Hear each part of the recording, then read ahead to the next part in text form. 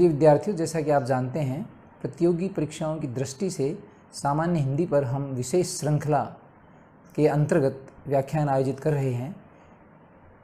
इन व्याख्यानों की श्रृंखला में संधि पर हम विचार कर रहे हैं। पिछले 4 व्याख्यानों में हमने स्वर संधि के बारे में पढ़ा। आज हम व्यंजन संधि के बारे में पढ़ने जा रहे हैं। जैसा कि मैंने पहले भी बताया था कि संधि में 2 निकटतम ध्वनियों का मेल होता है और उस मेल से कोई नई ध्वनि उत्पन्न होती है या नई ध्वनि का समावेश होता है, जिससे कि नया शब्द बनता है, तब हम संधि कहते हैं। तो स्वर संधि में जैसा कि पहले चर्चा हो चुकी है कि पहले शब्द की अंतिम ध्वनि भी स्वर होगी और दूसरा शब्द जो उसमें मिल रहा है उसकी पहली ध्वनि स्वर होगी, यानी कि जिनका मेल होना है जिन ध्वनियों का, वो दोनों स्वर होंगे। इसलिए उसका नाम हमने स्वर संधि रखा।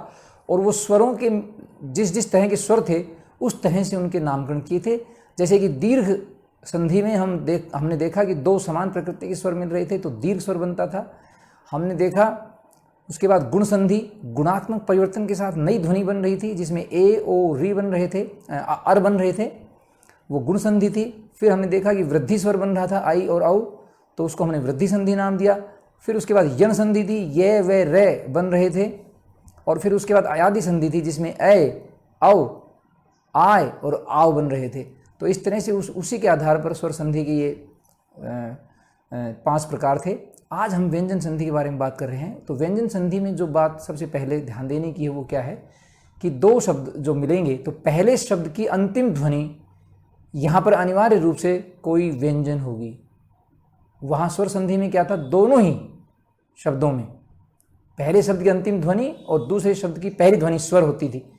अब क्या होगा, व्यंजन संधि में पहले शब्द की अंतिम ध्वनि अनिवार्य रूप से कोई व्यंजन होगी और दूसरे शब्द की पहली ध्वनि स्वर या व्यंजन में से कोई एक हो सकती है। स्वर भी हो सकता है या व्यंजन हो सकता है।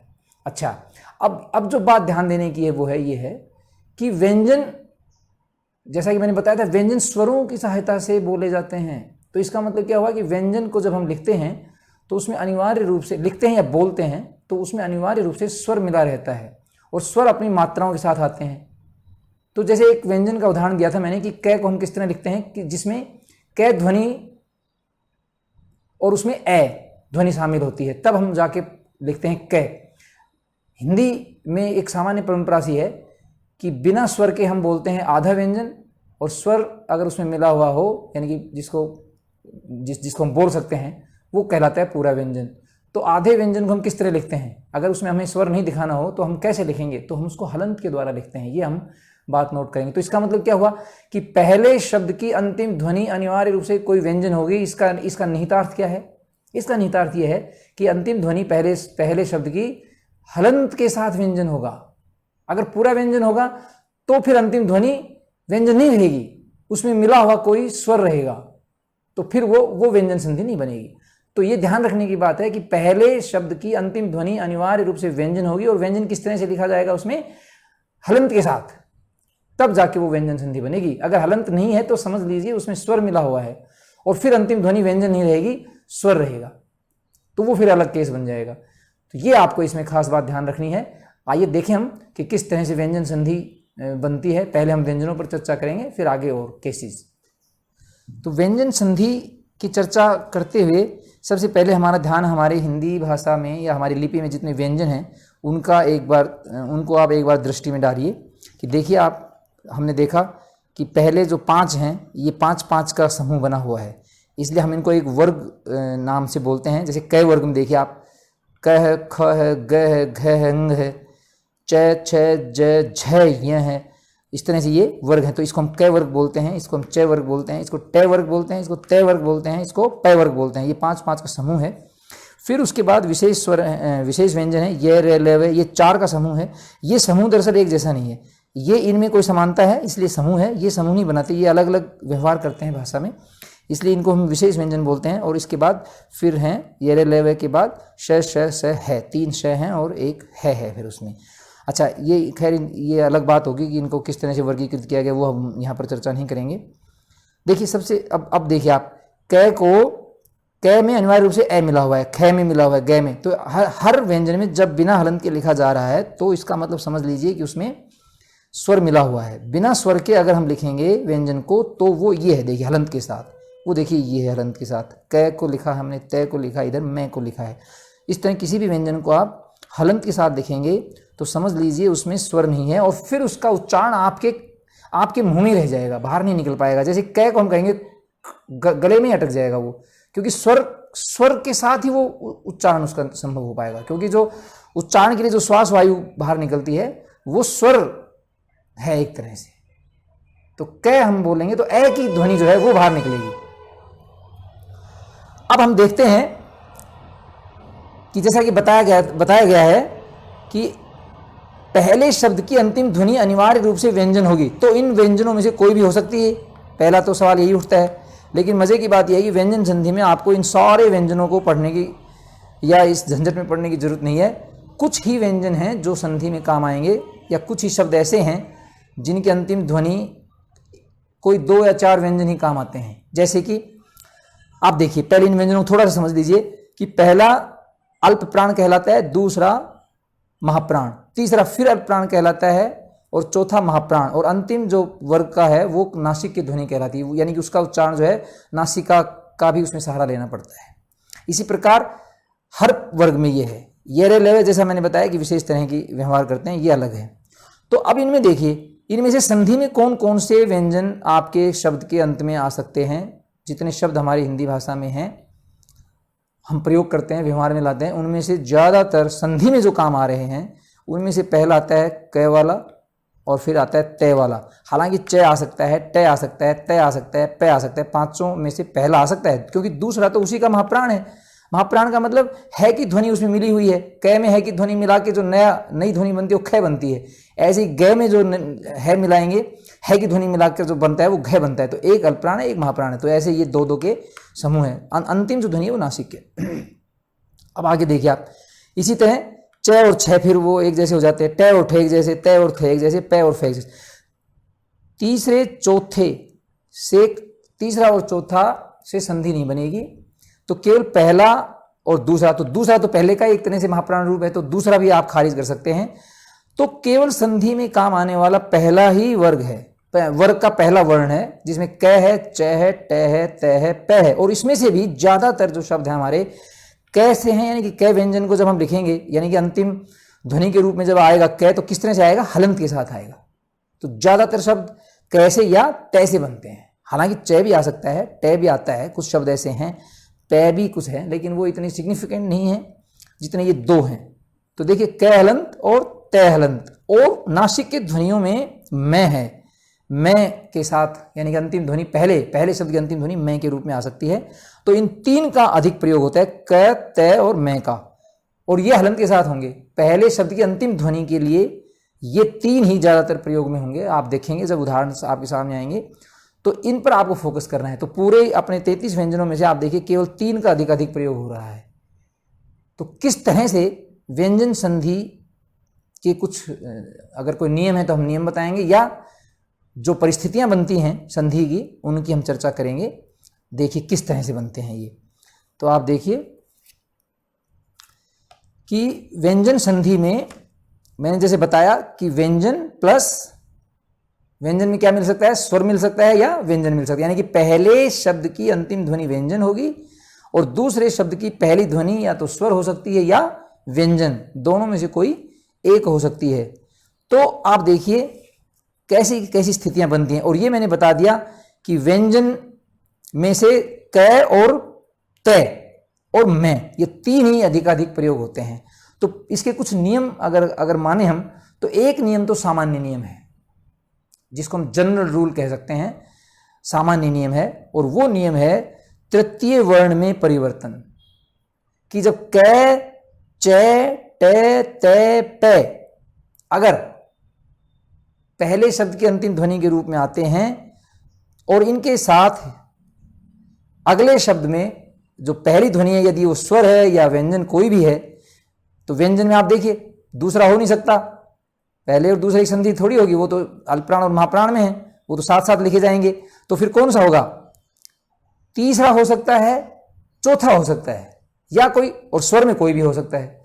तो उस तृतीय वर्ण में जो तृतीय वर्ण में परिवर्तन जो होता है किसका होगा, ये ध्यान देने की बात है। बस ये जो नियम बना, सामान्य नियम क्या है कि पहला नियम है तृतीय वर्ण में परिवर्तन हो जाएगा। कौन हो जाएगा तृतीय वर्ण में परिवर्तित, ये ध्यान देने की। तो पहले शब्द की अंतिम ध्वनि का जो व्यंजन है वो अपने तृतीय वर्ण में परिवर्तित हो जाएगा, अगर उसके सामने स्वर या कोई व्यंजन आ रहा है। तो ये सामान्य नियम है, ठीक है। तो क किस में परिवर्तित होगा, देखिए आप, क होगा अपने तृतीय वर्ण में ग में, च किस में परिवर्तित होगा अपने तृतीय वर्ण ज में, अगर ट है तो वो किस में परिवर्तित हो जाएगा अपने ड में, और त किस में हो जाएगा द में, और प इसी प्रकार प किस में हो जाएगा ब में। तो ये पांचों जो वर्ग हैं उनके पहले वर्णों की अगर हम संधि करवाते हैं, और उसमें से आप देखिए मैंने बताया था क और त ज्यादातर प्रयोग होंगे। तो ये देखिए इस तरह से ये तृतीय वर्ण का नियम सामान्यतः लागू होता है, चाहे आगे स्वर हो या व्यंजन। और व्यंजन में क्या बात ध्यान देने की है कि दूसरा नहीं आ पाएगा, दूसरा आएगा तो साथ साथ लिखा जाएगा, वो उसकी कोई संधि में यानी कि कोई ध्वनि परिवर्तन उसमें नहीं होता है। यानी कि आधे क के साथ आप ख लिख सकते हैं, आधे तय के साथ आप क लिख सकते हैं, ठीक है ना। इस तरह से आधे तय के साथ भी आप क लिख सकते हैं। तो पहला और दूसरा ये तो अल्पप्राण और महाप्राण ही है, ये अगर सामने आ गए तो डबल हो जाएगा एक तरह से वो, तो वो उससे नहीं। तो व्यंजन में कौन सा बनेगा फिर, तृतीय आ सकता है, यानी कि ग आ सकता है, घ आ सकता है। अभी हम पांचवें की बात नहीं करें, नासिक की, उसके कुछ अलग नियम है। पांचवा देखो, ये पांचवें में आपने देखा कि इंग है, ये क ख ग घ अंग है, अंग अंग से कोई शब्द बनता ही नहीं। तो ये पांचवा, तो ये तो वैसे ही नहीं आएगा, आपको पता है। यानी कि दूसरे शब्द की पहली ध्वनि ये हो ही नहीं पाएगी। ये खाली होता है, यहीं से भी कोई शब्द नहीं बनता। खाली का मतलब समझते हो ना आप, जब आपने छोटे थे पढ़ा होगा कि यंग खाली, ये खाली, अणे खाली, इसका मतलब क्या होता है कि इनसे कोई शब्द नहीं बनता, यानी कि कोई भी शब्द इनसे शुरू नहीं होता। और इस तरह अणे का भी, तो जब कोई शब्द इनसे है ही नहीं हिंदी में, तो फिर ये तो आने का सवाल ही पैदा नहीं होता। तो ये तीन तो नासिक की ध्वनि वैसे ही बाहर हो गई। और फिर क्या बचा, सिर्फ ग आ सकता है, घ आ सकता है, ज आ सकता है, झ आ सकता है, ड आ सकता है, ढ आ सकता है, द आ सकता है, ध आ सकता है, ब आ सकता है, भ आ सकता है, और स्वर आ सकते हैं। और ये रे ले वे आ सकते हैं, स है आ सकते हैं। तो इसके लिए एक सामान्य नियम क्या है कि पहले शब्द की अंतिम ध्वनि जो व्यंजन है वो अनिवार्य रूप से अपने तृतीय वर्ण में बदल जाएगी। क है तो जैसे मैंने बताया कि क है तो ग में, च है तो ज में, ट है तो ड में, त है तो द में, प, ये सामान्य नियम है, ठीक है। अब आप इसके उदाहरण देखेंगे कि कैसे कैसे ये बदलते हैं। अब इसके सामने चाहे स्वर आएगा या व्यंजन आएगा, ठीक है। ये एक सामान्य नियम है, इसलिए ये बात बताई गई है। तो देखिए उदाहरण, देखिए किस तरह से इसमें शब्द बनते हैं। देखिए उदाहरण में सबसे पहले हम स्वर वाला उदाहरण लेते हैं कि दूसरे शब्द की पहली ध्वनि जब स्वर हो। तो जैसे एक शब्द आपने पढ़ा होगा खूब अच्छी तरह कि एक शब्द आता है वाक प्लस ईस। ये देखिए आप, तो ई है, स्वर है सामने, और यहाँ पर क हलंत है यानी कि व्यंजन। तो व्यंजन संधि हो गया, ये व्यंजन के सामने स्वर है, व्यंजन के सामने स्वर हो सकता है या व्यंजन हो सकता है। तो स्वर आया है, तो स्वर का तो कोई अपवाद है ही नहीं, ये सामान्य नियम लगता है। तृतीय वर्ण में परिवर्तन हो जाएगा, किसका, जो ये व्यंजन है, पहले शब्द की अंतिम ध्वनि जो व्यंजन है इसका तृतीय वर्ण में परिवर्तन हो जाएगा। तो क हलंत का क्या बन रहा था, देखिए आप, ग में परिवर्तन, तृतीय वर्ण इसका क्या है, ग है, तो क्या बना, और फिर ई उसमें मात्रा लगेगी। तो क्या हुआ, वा ग हलंत में जब ई मिलेगा तो क्या बनेगा, बड़ी ई है तो बड़ी ई, क्या हो जाएगा ये, वागीस। आप देखिए, वाक मीन्स बोलना होता है, तो जो बोलने में जिसके कारण आप बोल पाते हैं उसको हम क्या बोलते हैं, वागीस बोलते हैं। स्वामी, बोलने पर जिसका अधिकार है वो क्या कहलाता है, वागीस कहलाता है। एक उदाहरण। दूसरा उदाहरण देखिए, आपने खूब अच्छी तरह पढ़ा है, सत प्लस उपयोग, सत प्लस उपयोग, फिर स्वर सामने है, तो ये क्या हो जाएगा, अब तय है, तो तय किस में बदलेगा, अपने तृतीय वर्ण में बदलेगा। स्वरों के साथ तो कोई अपवाद है नहीं, है ना। तो तृतीय वर्ण में आप बेहिचक परिवर्तित कर सकते हैं। तो तय किस में बदलेगा, अपने द में, और द हलंत क्या बन जाएगा, ऊ के साथ मिलके छोटा ऊ है, तो द हलंत में छोटा ऊ की मात्रा लग जाएगी, सदुपयोग। अब देखिए आप किस तरह से शब्द बन रहे हैं। व्यंजन संधि अपेक्षाकृत आसान है। तो इस तरह से आप ये देखिए, दो स्वरों के उदाहरण दे दिए। अब हम देखते हैं व्यंजन के सामने जो व्यंजन हो तब आपकी क्या स्थिति बनती है। तब सामान्य नियम के तहत हम देखेंगे, सामान्य नियम तहत तृतीय वर्ण में परिवर्तन होगा किसका, इसका, पहले वाले व्यंजन का। तो उसके सामने लेकिन कौन हो, तृतीय या चतुर्थ, पांचवा नहीं, पांचवा अलग रूल से चलेगा। तो तृतीय चतुर्थ में कौन कौन आते हैं, ग घ जय झ डे ढे दे धे और बै भै, ये आते हैं। तो देखिए उदाहरण देखिए इनके भी जरा, इनके भी आप उदाहरण देखिए। जैसे एक है दिक, दिक माने दिशा, दिक प्लस दर्शन। आगे देखिए व्यंजन है, व्यंजन कौन सा है, तीसरा द। तो तृतीय वर्ण अगर आ रहा है तो फिर तृतीय वर्ण का ही नियम लागू होगा, जो सामान्य नियम है वो। तो क्या बन जाएगा इसका, तृतीय वर्ण में परिवर्तन हो जाएगा क का। तो क्या हो जाएगा, ये आधा ग बन जाएगा, ये जैसे बना हुआ है देखिए आप ध्यान से।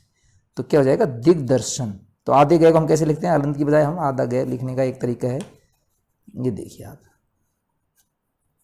आधा ग, ये देखिए दिग्दर्शन, ठीक है। ऐसे च के साथ देखिए, अच प्लस अंत, च को हम पूरा नहीं बोल सकते इसमें, च तालु में रह जाएगा। तो क्या बनेगा, ये इसमें जय में परिवर्तन हो जाएगा। तो जय पूरा हो जाएगा क्योंकि ए है आगे, तो क्या हो जाएगा, अजंत, ठीक है। इस तरह आपके ये बनते हैं। आगे और देखिए, अभी तो इनको मैं मिटा देता हूँ। आगे और देखिए, आप देखिए षट प्लस दर्शन, षट मीन्स 6, तो ये किस में बदल जाएगा, क्योंकि देखिए आगे तृतीय वर्ण है। देखिए ट और ठ होता तो कोई परिवर्तन नहीं होता, लेकिन क्योंकि तृतीय और चतुर्थ आएंगे तो जरूर परिवर्तन होगा, और वो अपने तृतीय वर्ण में बदल जाएगा सामान्य नियम के अनुसार। तो क्या हो जाएगा, ये षट दर्शन, ये देखिए, ठीक है, तृतीय वर्ण में बदल गया। और देखिए आप भगवत, भगवत प्लस गीता, आप इसको कैसे बोलते रहते, देखिए आप, तय हलंत है और वहां पर तृतीय वर्ण है, तो ये सामान्य नियम के तहत आ जाएगा, तृतीय वर्ण में बदल जाएगा तय, तो क्या हो जाएगा, भगवत गीता। तो ये आप इस तरह से आप ये देखिए, तो परिवर्तन हुआ किसमें, तृतीय वर्ण में परिवर्तन हो रहा है ये।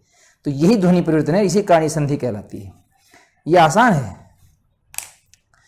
और इस तरह से आप एक और देखिए, तत् प्लस, जैसे मैंने पहले बताया था, क और तय ही ज्यादातर आपके आएंगे इसमें, तत् प्लस भव, तो ये क्या हो जाएगा, तद्भव, द हलंत हो जाएगा और तद्भव। ये देखिए आप इस तरह से आप उनका लिखिए। तो ये आपका व्यंजन संधि का पहला जो सामान्य नियम है, और उस सामान्य नियम के तहत क्या है, तृतीय वर्ण में परिवर्तन हो रहा है। आपने देखा, तृतीय वर्ण में परिवर्तन होते हुए आपने देखा, ठीक है।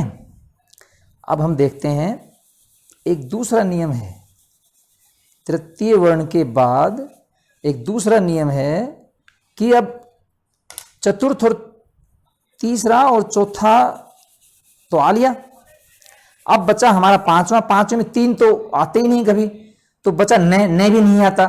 तो ज्यादातर कौन सा आता है, फिर मैं आता है। तो मैं से जो शब्द बनते हैं वो सारे आपके इसमें आ सकते हैं।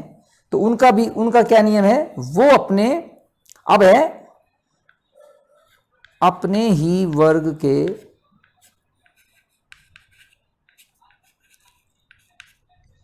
पंचम वर्ण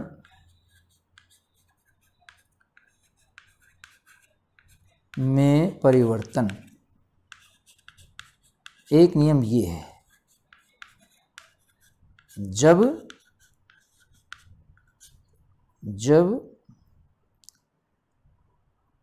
नासिक्य ध्वनि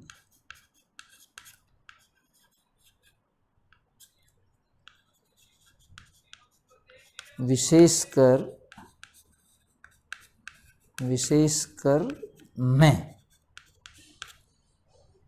मैं भी आ सकती है, विशेषकर मैं या न भी आ सकती है, इसमें न के साथ मेल हो, ये देखिए आप, ये दूसरा नियम, इसका सामान्य नियम का दूसरा नियम है।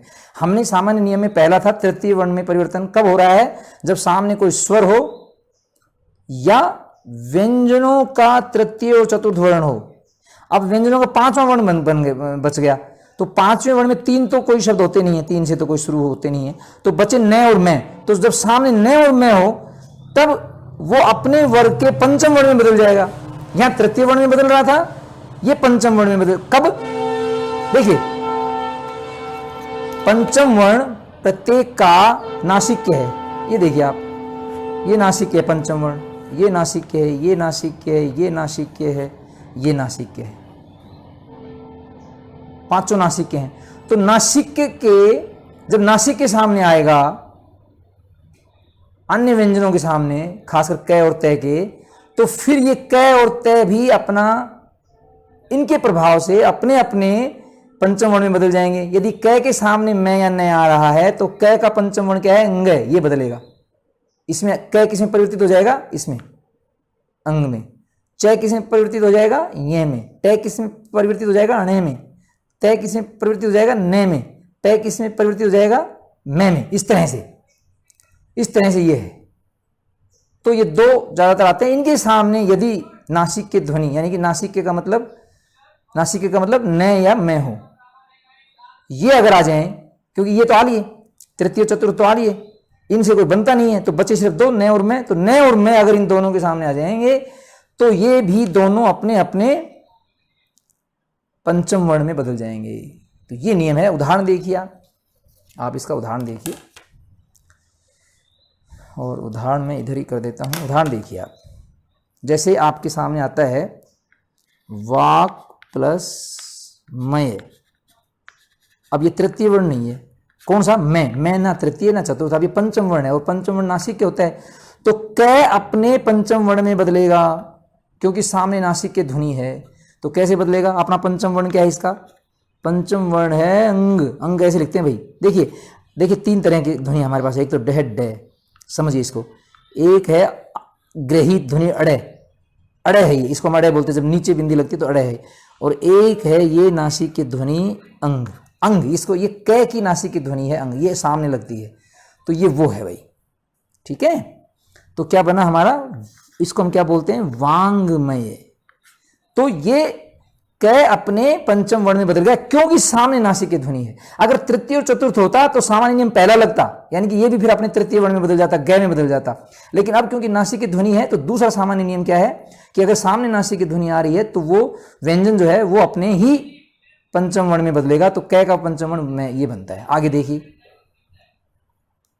देखिए, एक शब्द आपके सामने आता है षट प्लस मास। मास का मतलब महीना, षट का मतलब 6 महीना।